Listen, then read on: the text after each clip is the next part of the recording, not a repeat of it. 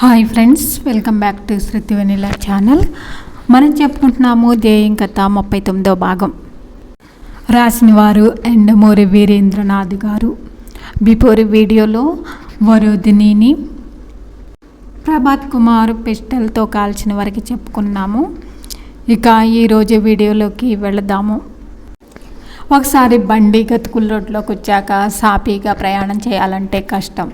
వరోధిని పరిస్థితి అంతే అయ్యింది. 2 రోజుల తర్వాత ఒక పరిణామం జరిగింది. అయితే ఆ ప్రమాదం ప్రభాత్ కుమార్ నుంచో సందీప్ నుంచో ఆమె తెలుసుకోలేకపోయింది. పరిణామాన్ని మాత్రం జీవితకాలం మొత్తం అనుభవించవలసి వచ్చింది. ఇక మహతి విషయానికి వస్తే, తెల్లవారుజామున ఎవరో తలుపు కొడితే నిఖిత పక్కనే పడుకున్న మహతి వెళ్ళి తలుపు తీసింది. వచ్చింది ఆమె భర్త. మాట్లాడకుండా లోపలికి వెళ్ళిపోయింది. అంత ప్రొద్దున్నే వచ్చిన అతన్ని చూసి నిఖిత ఆశ్చర్యపోయింది. అతడు ఇంతకుముందు మనిషిలా లేడు. మొహం పాలిపోయి ఉంది. మనిషి బాగా కృంగిపోయినట్టు కనపడ్డాడు. నాన్నగారిని అరెస్ట్ చేశారు అన్నాడు. నిఖిత మాట్లాడలేదు. నేను వచ్చింది ఆ విషయం చెప్పడం గురించి కాదు, నా గురించి. అసలు మనుషులు ఎలా ప్రవర్తిస్తారని నేను అనుకోలేదు అంటూ ఏదో చెప్పబోయాడు.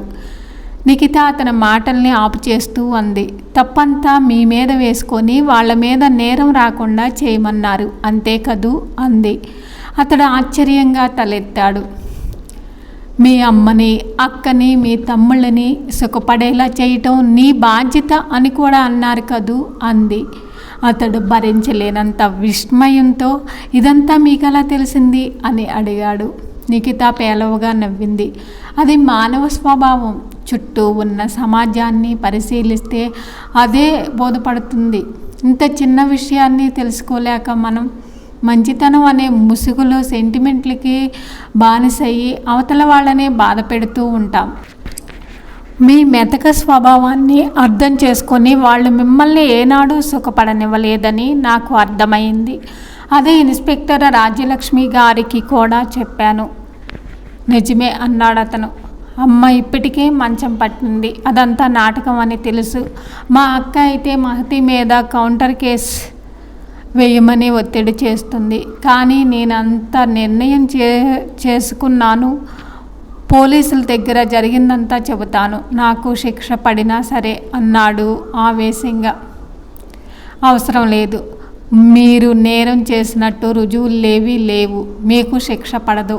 మహతికి కావాల్సింది మీకు శిక్ష పడటం కాదు, మీతో కలిసి ఆనందంగా ఉండటం అంది.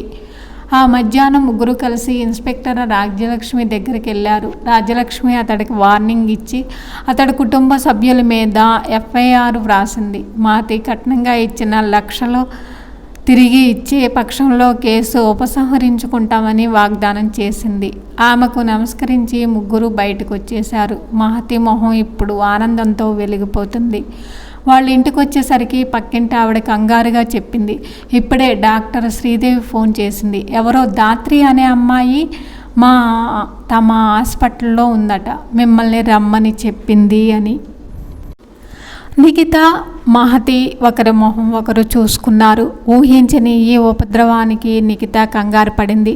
అసలేం జరిగిందో అర్థం కాలేదు. మళ్ళీ అక్కడి నుంచి హడావుడిగా హాస్పిటల్కి వెళ్ళారు. దాత్రి బెడ్ మీద కళ్ళు పడుకొని ఉంది. ఆమె కాలికి బ్యాండేజ్ వేసి ఉంది.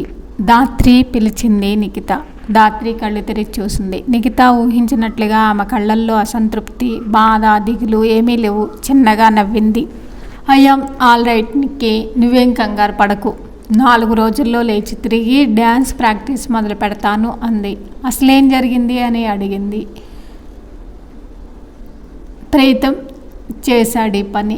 ఎప్పట్లాగే డ్యాన్స్ స్కూల్కి వచ్చాడు. బాగా ఖరీదైన బట్టలు, కొత్త వాచి, షూస్తో స్టైల్గా ఉన్నాడు. కారు కూడా ఉందిలే. మరి అంత డబ్బు ఎలా వచ్చిందో? పెళ్లి చేసుకో, ఆఖరిసారి అడుగుతున్నాను అని బలవంతం చేశాడు. నేను కోపంతో గెట్అవుట్ అని అరిచాను. అప్పటికప్పుడే బ్లాక్మెయిల్ చేయటం మొదలుపెట్టాడు. నాకు తన వల్ల అబార్షన్ జరిగినట్టు పత్రికలు వాళ్ళకి చెబుతానని, ఆడిటోరియంలో ప్రోగ్రాం జరుగుతున్నప్పుడు పాంప్లెట్లు పంచి పెడతానని బెదిరించాడు. పెళ్లి చేసుకోవటం ఇష్టం లేకపోతే కనీసం తనతో స్నేహితురాలుగా గడిపినా సరే చాలన్నాడు. లాగి పెట్టి కొట్టాను. దిక్కున్న చోట చెప్పుకోమన్నాను. దాంతో ఆవేశపడి ఫ్లవర్ వాజ్తో కాలు మీద కొట్టాడు. ఎముక ఫ్రాక్చర్ అయిందేమోనని అనుమానం. అయినా పర్వాలేదు నిక్కి, 2 కుట్లు పడినంత మాత్రాన నేను డ్యాన్స్ పోటీల్లో పాల్గొనటం మానేస్తానా? డాక్టర్ గారితో అదే చెప్పాను. 4 రోజుల్లో నడిచి తిరిగేలా చేయమని అంది ధాత్రి. నిఖిత దిగులుగా, కానీ డ్యాన్స్ పోటీలు వారం రోజుల్లోనే ఉంది అంది. అంత తొందరగా ఈ గాయం నయం కాలేదంటావా? పర్వాలేదు నిక్కి. సుధాచంద్రన్ ఒక కాలు లేకపోతే కృత్రిమ కాలుతో నృత్యం చేయగలేంది చిన్న గాయంతో నేను చేయలేనా? చేసి తీరుతాను. ఇన్నాళ్ళు నేను పడ్డ శ్రమ వృధా పోనివ్వను. గాయం తగిలింది నా శరీరానికి కానీ మనసుకు కాదు. ఇప్పుడు నాలో ఆ ధైర్యం ఉంది నిక్కి. అది నువ్వు పెట్టిన భిక్షే అంది ధాత్రి. నిఖితకి సంతోషంతో కంటినీరు తిరిగింది. అక్కడి నుంచి ఆమె సరాసరి ప్రేతం ఇంటికి వెళ్ళింది. ఆమె వెళ్ళేసరికి ప్రేతం తల్లి రుక్మిణి, సుకుమారి తల్లి అన్నపూర్ణ మాట్లాడుకుంటున్నారు. నిఖితను చూసి రుక్మిణి మొహం చిట్లించి, ఏమిటిలా వచ్చావు అంది. ధాత్రి వెంట పడటం మానేస్తాడా, లేకపోతే మీ కొడుకు మీద పోలీస్ రిపోర్ట్ ఇవ్వమంటారో కనుక్కుందామని అంది నిఖిత. వాడు దాన్ని వెంట పడటం ఏమిటి? ఆ అమ్మాయి తల్లి అడిగితే ఏదో పాపంలో పెళ్లి చేసుకుందాం అని అనుకున్నాము. తండ్రి చచ్చాడుగా, ఆ జాలితో ఒప్పుకున్నాం. కానీ ఇప్పుడు మా వాడు లక్షల్లో వ్యాపారం చేస్తున్నాడు. ఆ అమ్మాయికి మా వాడికి ఏ సంబంధం లేదు. అంటే 1,000,000 మంది ధాత్రి లాంటి అమ్మాయిల్ని మా ఇంటి ముందు క్యూలో ఉంటారు అంది దర్పంగా. అలా ఊహించుకొని మీరు సంతృప్తి పడితే నాకేమీ అభ్యంతరం లేదు. కానీ మీ కొడుకు ప్రీతం ధాత్రి చుట్టూ తిరుగుతున్నాడు. ధాత్రి కాలు వెరక్కొట్టాడు కూడా. అందుకే వార్నింగ్ ఇవ్వటానికి వచ్చాను అంది నిఖిత. అప్పటి వరకు ప్రేక్షకురాలుగా వింటున్న అన్నపూర్ణ నిఖిత వైపు కొరకరగా చూస్తూ, మా అమ్మాయి మహతిని ఉసిగొలిపి మొగుడికి ఎదురుగా కేసు పెట్టించావు. ఇప్పుడు ఈ ప్రేతంని అరెస్ట్ చేస్తానంటున్నావు. మహాతల్లి, నువ్వు మా కాలనీలో నుంచి వెళ్ళిపోతే చాలా ఇస్తాం అంది చేతులు జోడించి నమస్కరిస్తూ వెటకారంగా. మీ కాలనీలో ప్రస్తుతం నేను ఉండటం లేదండి. మా ఇల్లు ఎప్పుడో అమ్మేశాం. మీకు తెలియనిదేముంది? నేను ఇప్పుడు వచ్చింది కాలనీ గురించి మాట్లాడటానికి కాదు, మీ కొడుకుల గురించి మాట్లాడటానికి అంది నిఖిత. మా కొడుకుల గురించి నువ్వేం చెప్పనక్కర్లేదు. మీకన్నా వాళ్ళు బాగానే ఉన్నారు. మహతిలాగా భర్త మీద కేసు పెట్టలేదు. ధాత్రిలాగా అబార్షన్ చేయించుకోలేదు. నీలాగా రోడ్లెక్కి ఊరేగట్లేదు అంది రుక్మిణి మరింత వెటకారంగా. అదే సమయానికి అక్కడికి ఒక పోలీస్ జీప్ వచ్చి ఆగింది. అందులోంచి ఇన్స్పెక్టర్ దిగి లోపలికొచ్చాడు. ప్రేతం ఇల్లు ఇదేనా అని అడిగాడు. అన్నపూర్ణ రుక్మిణి ఒకరినొకరు చూసుకున్నారు. రుక్మిణికి భయంగా అవును ఎందుకు అని అడిగింది. ప్రీతంని అరెస్ట్ చేశాము. అతను డ్రగ్ ట్రాఫికింగ్ చేస్తున్నాడు అని చెప్పాడు ఇన్స్పెక్టర్. పిడుగులా వినపడిందా వార్త. రుక్మిణి వెక్కి వెక్కి ఏడవటం మొదలుపెట్టింది. ఇదే కాలనీలో సుకుమార్ అని ఇంకొక కుర్రవాడు ఉన్నాడు కదూ అన్నాడు. అన్నపూర్ణ ఒక్కసారి ఉలిక్కిపడింది. అవును, మా అబ్బాయే. ఏం జరిగింది అని అడిగింది. ప్రేతం వ్యాపారానికి కావాల్సిన డబ్బంతా అతనే పెట్టుబడి పెట్టాడట. ప్రేతం పోలీస్ స్టేషన్లో ఆ విషయం ఒప్పుకున్నాడు అన్నాడు. అసంభవం గట్టిగా అరిచింది అన్నపూర్ణ. సుకుమార్కి డబ్బు ఎక్కడది? ప్రేతంకి అంత డబ్బు ఎలా అని ఏదో చెప్పబోతూ ఆగిపోయింది. ఆమెకు అకస్మాత్తుగా ఏదో గుర్తొచ్చినట్టు అనిపించింది. పెద్ద ఎత్తున ప్రారంభించబోతున్నానని, దానికి పెట్టుబడి కావాలని తన భర్తని సుకుమారు అడగటం గుర్తొచ్చింది. కొడుకు ప్రయోజకుడవుతున్నాడన్న సంతోషంలో ఏం వ్యాపారమో ఏమిటో లోతుగా ఆరాలు తీయలేదు. చేతి నిండా డబ్బు సంపాదించడంతో లాభాలు వస్తున్నాయేమోనని సంతోషించారు తల్లిదండ్రులు. ఇప్పుడు విషయం అర్థమయ్యి అవాక్కయిపోయారు.